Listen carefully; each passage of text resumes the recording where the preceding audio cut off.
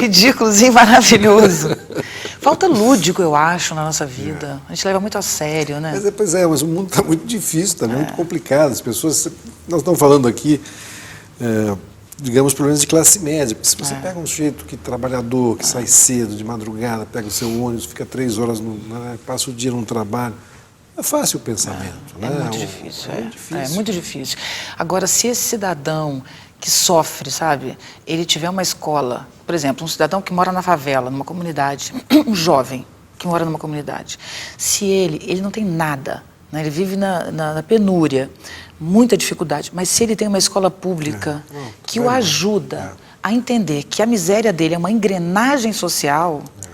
muda tudo, porque na maioria das vezes a miséria é associada a eles à diminuição, quero dizer, uma diminuição de si. Então, eu não sou capaz. Eu não sou capaz. Há poucos dias eu entrevistei um grupo trazido pelo Cacá Diegues. O Cacá fez agora o 5 vezes Favela por Nós Mesmos. Sim. Ou seja, aquele filme que eles fizeram 40 anos atrás, 50 anos atrás, 5 cineastas, agora eles foram buscar em favelas jovens que dirigiram os filmes. Fizeram o enredo, fizeram toda a iluminação, tudo. Um filme feito por pessoas de comunidades carentes. Você precisa ver que beleza de filme.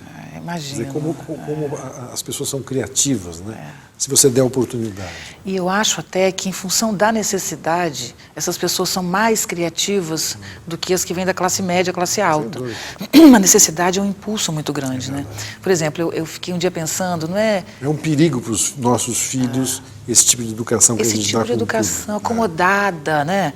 Confortável demais. Eu pensei uma coisa que não é realmente... É só um modo de pensar, obviamente, que isso não é o pé da letra, mas fiquei pensando, puxa vida, como o Nordeste produziu intelectuais maravilhosos, né? O Nordeste que não é o Nordeste de hoje. O Nordeste hoje ainda produz, mas eu imagino o Nordeste há 50 anos, há 30 anos, que a situação era muito mais difícil ainda. Né? Então, como nordestino, eu adoro dizer isso que o João Cabral fala, que eu adoro o João Cabral, que essa vida severina, sabe? Então, essa coragem, essa determinação que o nordestino tem, que eu não invejo, porque eu sinto que eu tenho também, eu gosto disso, mas que esse é um dos valores, essa determinação nordestina e essa inteligência, né? Veja o Lula, né? Exatamente. E essa inteligência que a gente resgate, guarde, proteja isso, sabe? Que isso não seja maquiado por uma sociedadezinha bem-sucedida, sabe? Eu não quero que a gente se transforme em um povinho bem-sucedido, né? Tantos já foram e se destruíram, né? Tem que ser outra sociedade. Eu não vou saber dizer bem a frase, porque a minha memória é muito ruim, mas o Gilberto Freire tem uma coisa linda. Ele fala sobre isso, ele diz que eu não quero ser jamais completo, eu quero ser verde, experimental, a vida toda. Uma coisa assim. Belíssimo. É lindo, é melhor ainda a frase. Mas é belíssimo. Mas é bonito isso, né? Verde a vida inteira, né? Verde, experimental, né? Buscando, né? Nunca estar satisfeito com o seu pensamento. Né? Sempre criando desafios, né? Tem uma frase do Nietzsche que eu gosto que ele diz... Quer permanecer eternamente jovem, corra riscos. É muito legal. E ele está falando, obviamente, de um jovem de vida, não, né? Claro. Do modelinho que a gente tem, né? Mas de provocar a si mesmo, de construir coisas novas. De mudar. Né? E o conforto causa o contrário, né? O conforto vai dando aquela acomodação. Eu me lembro de uma mulher que disse para mim, eu falando sobre isso, ela disse... falando isso, mas eu que sou pobre, o que eu queria mesmo era ganhar dinheiro e todo mundo me servir. Aí eu falei, não, queira ganhar dinheiro, queira resolver a tua vida, mas não deixa todo mundo te servir, porque se todo mundo te servir, você perde a sua ação, você se desvincula do processo de vida, porque vida é ação. Né? Então, isso que eu penso do Brasil. O Brasil precisa, o Brasil já está crescendo e eu acredito que esse processo vai se consolidar. Né? Eu não vejo outra possibilidade financeiramente. Então, a gente precisa diminuir, acabar com essas desigualdades imensas, mas, ao mesmo tempo, estimular essa cultura que nós já temos de criatividade, de inovação, de inventividade, porque é isso que o mundo está precisando. Lógico que é ótimo ter dinheiro, ter... o sujeito ser reconhecido, conforto maravilhoso.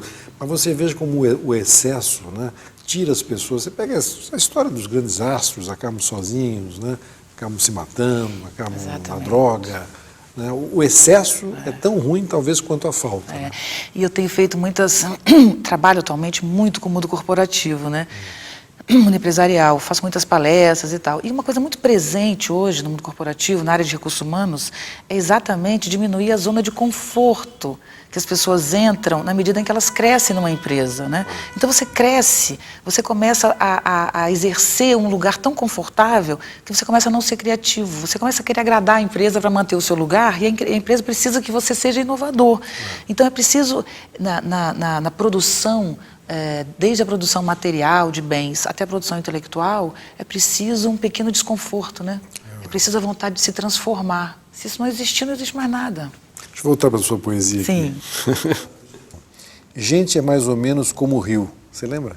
Acho que sim. Se eu errar, você me ajuda. Gente é mais ou menos como o rio. Tem os que gostam de perigos e se lançam de grandes alturas. Tem os de muitos braços que atiram para todos os lados. Tem os que... Tem os de muitos redemoinhos que comem bois e gente. E tem os que gostam demais de si e viram lago. Tem os que só sabem correr parados. Os empoçados, os pantaneiros, os alagados. E tem os que transam com a terra formando ilhas. O fundo de alguns é de pedra. Outros têm peixes coloridos e água clarinha. E tem gente córrego seco. Tem gente riacho escuro. E alguns a terra engole vivos. E tem até rio que corre para trás. O rio que eu sou nasceu em janeiro. Muito bonito. Eu acho mitidíssimo, né? Porque eu sou capixaba, eu digo que o rio que eu sou nasceu em janeiro, parece que eu sou o Rio de Janeiro. Não, mas o mais interessante dessa poesia é não só a tua vivência interiorana, que aqui tem uma vivência interiorana. Tem. E muita coisa de vida, né? Muita força de vida, né?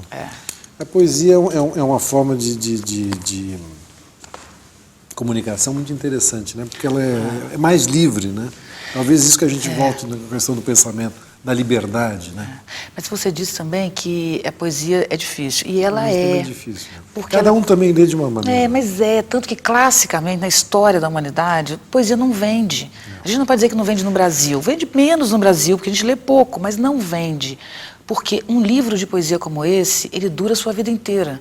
Um livro do Ferreira Goulart, do Manuel de Barros, do João Cabral, Manuel Bandeira, né, Drummond, você lê o mesmo poema 30 vezes, 10 anos, 20 anos depois, e ele é sempre novo.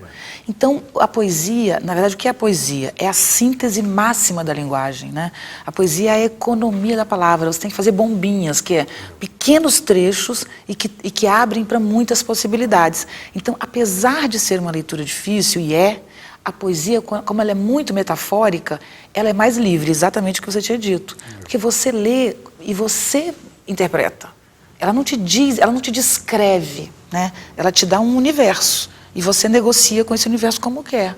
E ela é incômoda, né? Porque eu gosto de dizer que a poesia é incômoda pelo seguinte, ela vem na linha, depois ela desaba, quando ela quer, quando o poeta quer, e cai na outra. Então, quando você começa um verso, do nada você cai na outra linha. Então, é um jogo de queda, né? De corte. Mas a boa poesia que é difícil, né? Porque fazer poesia qualquer um pode fazer. Qualquer um pode fazer. Mas uma boa poesia, uma poesia densa. Eu acho que os brasileiros, né? Eu falo brasileiros porque eu estou aqui, mas eu acho que as pessoas erram um pouco em poesia porque elas querem descrever, elas deviam fazer prosa. A poesia você fica com ela semanas, até dizer, sabe, chegar a um ponto de dizer, não, é isso, é o mínimo. Ela tem o mínimo que eu preciso, né? O Ferreira Goulart tem coisas maravilhosas. Maravilhosas, maravilhosas. A gente tem poetas incríveis. Aí se a gente volta para a educação, eu fico triste, sabe? Porque como eu sou apaixonada, amo leitura, né? Adoro o livro, adoro o conhecimento, o pensamento. Eu acho que se eu existo aqui hoje e não me perdi nessa trajetória, né? De várias maneiras, enlouquecendo, se perdendo, né? Tem milhões de coisas que podem acontecer numa trajetória. Se eu existo, é em função dos meus mestres, sabe? Que são Drummond, Ferreira Goulart, Nietzsche. Então, a gente precisa desse conhecimento para nos sustentar na vida, não na profissão. Claro que a profissão também, mas mais importante que a profissão é viver. Então, esses autores, de repente, eu estou vivendo uma angústia insuportável em relação à morte, à vida, e eu me lembro de uma frase, sabe? E aquilo me resolve. Então, o pensamento é maravilhoso, né? Agora, esse pensamento que eu digo aqui, não é esse que no dia a dia nos dá paranoia, né? que é esse que você fica... Sim, esse ralo, né? Que é improdutivo.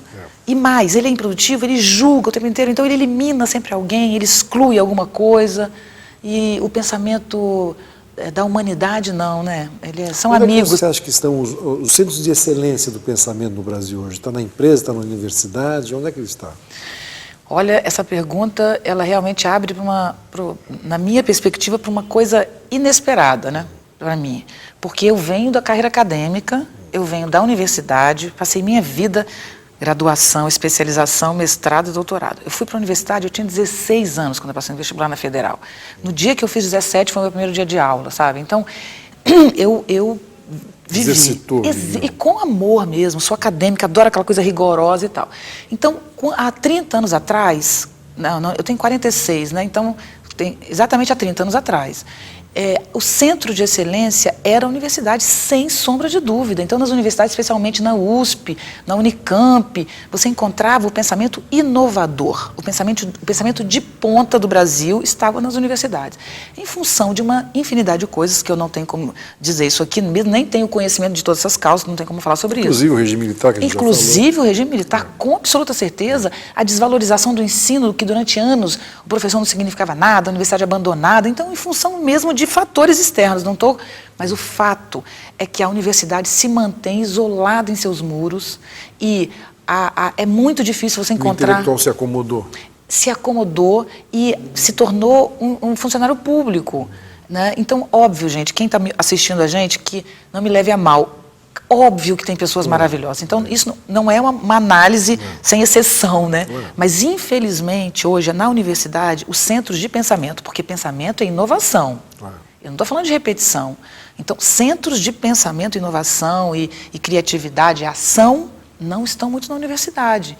Então, quando eu vou fazer uma palestra em uma empresa e nós estamos discutindo nessa empresa, em reuniões de preparação de palestras que duram horas, presidentes de empresa, recursos humanos, pensamento estratégico, eu percebo que aquelas pessoas que estão na ponta do processo produtivo, elas enxergam essa nova perspectiva que já existe de um novo mundo melhor do que quando eu vou dar uma palestra numa universidade.